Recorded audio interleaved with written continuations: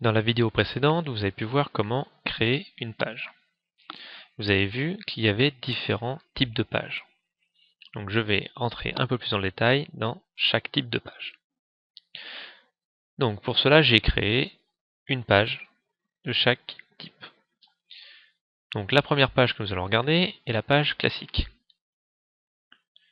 Donc la page classique est une page toute simple, blanche, où nous allons pouvoir inscrire notre texte et mettre nos photos. Nous avons ensuite la page annonce, voilà, qui se présente de cette façon.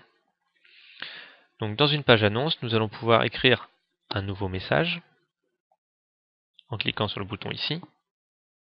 Voilà.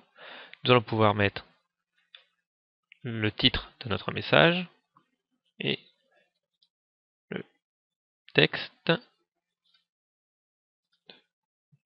notre message. Et bien sûr, je n'oublie pas de cliquer sur enregistrer.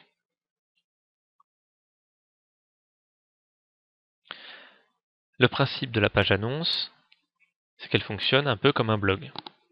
Le dernier message rentré sera toujours en tête de liste. Cette page a aussi un avantage, c'est qu'elle crée automatiquement un flux RSS, où les gens qui accèdent à votre site vont pouvoir s'abonner. Ensuite, nous avons la page classeur. Cette page permet de venir stocker des fichiers, des liens, des photos, des vidéos, que les gens qui accèdent à votre site vont pouvoir accéder.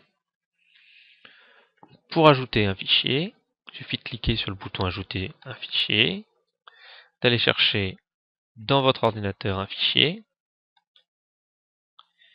et automatiquement il va être transféré.